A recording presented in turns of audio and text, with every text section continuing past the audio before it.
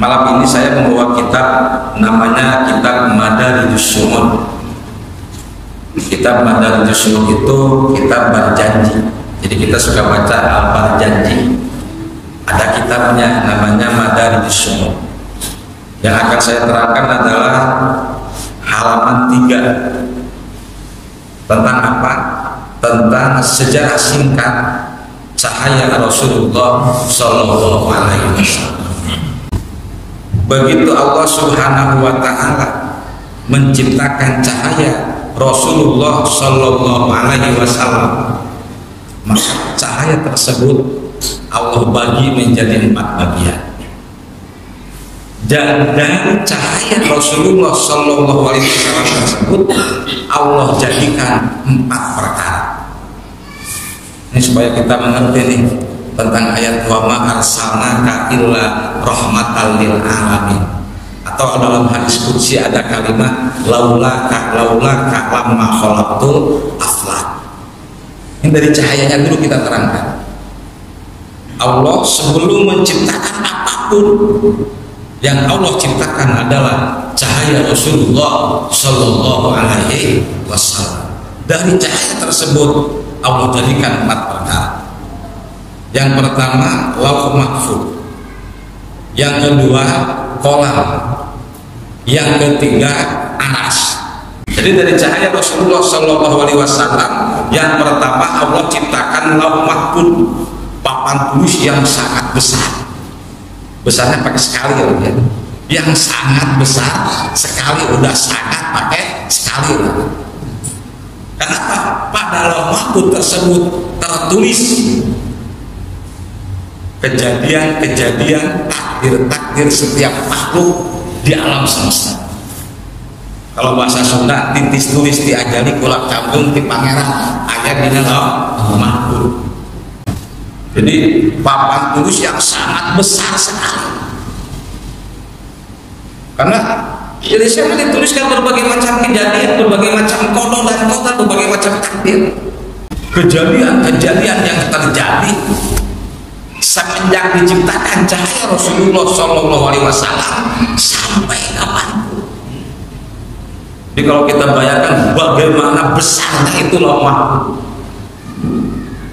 untuk menuliskan satu saja ini seorang aja udah kita membutuhkan kertas yang sangat banyak, kertas yang sangat besar, apalagi ini seluruh makhluk sealam semesta.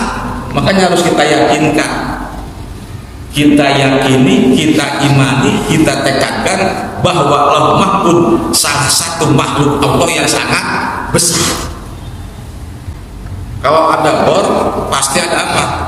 Ada alat tulisnya. Apa alat tulisnya? Allah ciptakan kolam. Allah ciptakan kolam. Ada lauh mahfuz, ada kolam. Itu diciptakan dari siapa? Dari apa? Dari cahaya Rasulullah Sallallahu Alaihi Wasallam. Berarti kolamnya juga makhluk yang sangat besar sekali. Udah papan tulisnya besar sekali, kolamnya pun besar sekali. Ini untuk menuliskan kejadian-kejadian seluruh makhluk alam semesta. Bagaimana besarnya kolam tersebut? Satu lauh mahfuz, yang kedua kolam, yang ketiga dari cahaya Rasulullah Sallallahu Alaihi Wasallam Allah ciptakan aras. Aras itu salah satu tempat yang jadi tanda kekuasaan Allah Subhanahu Wa Ta'ala. Makhluk yang sangat besar sekali, tempat yang sangat besar sekali. Saking besarnya aras, saat ini ditopang oleh 4 malaikat. Hamlatul Ars, ada malaikat namanya Hamlatul Ars. Ada berapa jumlahnya? Ada 4 orang. Sekarang lagi ditahan begini Pak, saking besarnya. Nanti kalau terjadi kiamat, Allah tambah 4 malaikat lagi supaya itu aras tidak jatuh. Sekarang 4 lagi menahan ini aras, saking besarnya. Arasnya sangat besar sekali. Bagaimana malaikat yang menahannya? Bumi itu kecil, kita itu makhluk kecil.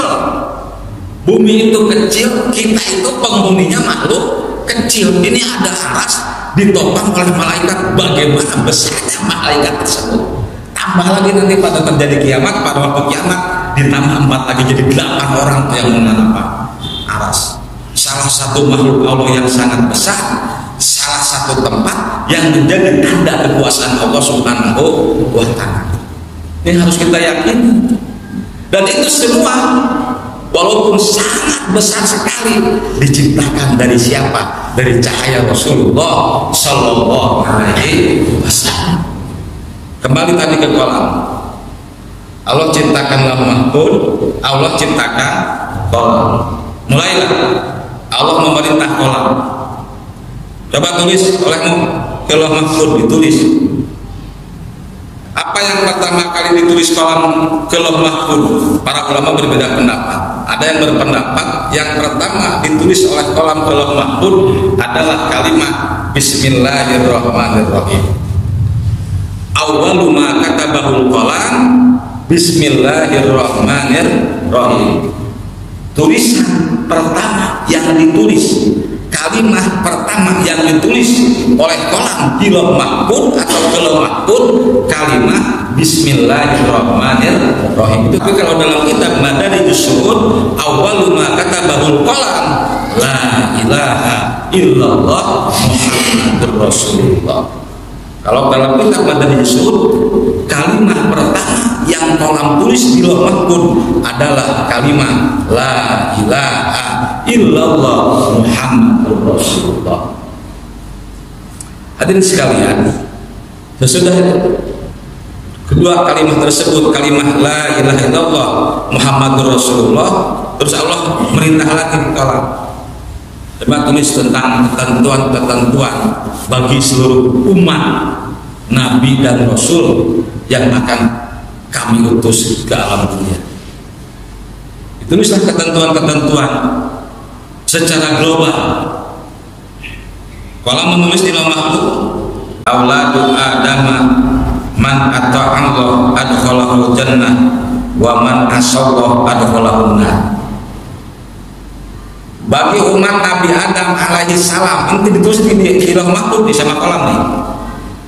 Bagi umat Nabi Adam alaihi salam, barang siapa yang taat kepada Allah maka masuk surga. Tapi barang siapa yang durhaka kepada Allah, barang siapa yang maksiat kepada Allah, maka masuk neraka. Man ata'allah adkhalahul jannah wa man asallah adkhalahun nar.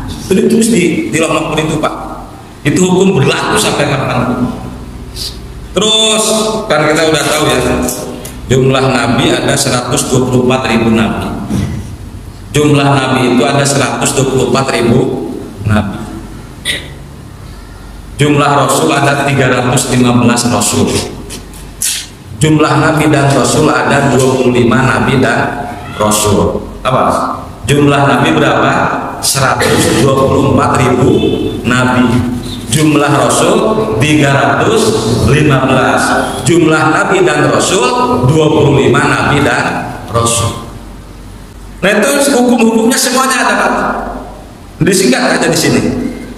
Bagi umat Nabi Adam begitu, bagi umat Nabi Nuh begitu, bagi umat Nabi Musa begitu, bagi umat Nabi Ibrahim begitu, bagi umat Nabi Isa alaihissalam begitu. Apa ketentuannya, apa hukumnya? Man ata'allah adkhalahul jannah wa man asallah adkhalahun nar.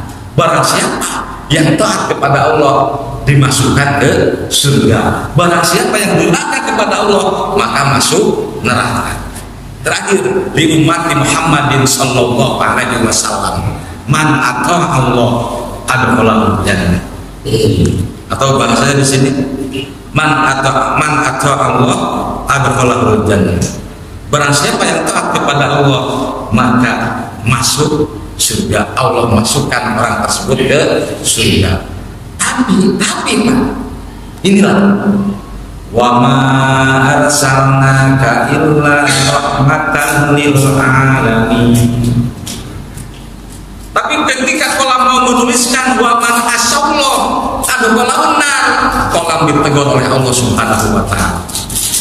Ini masih dicari masih di lauh mahfuz, Rasulullah akan memberikan syafaat kepada kita.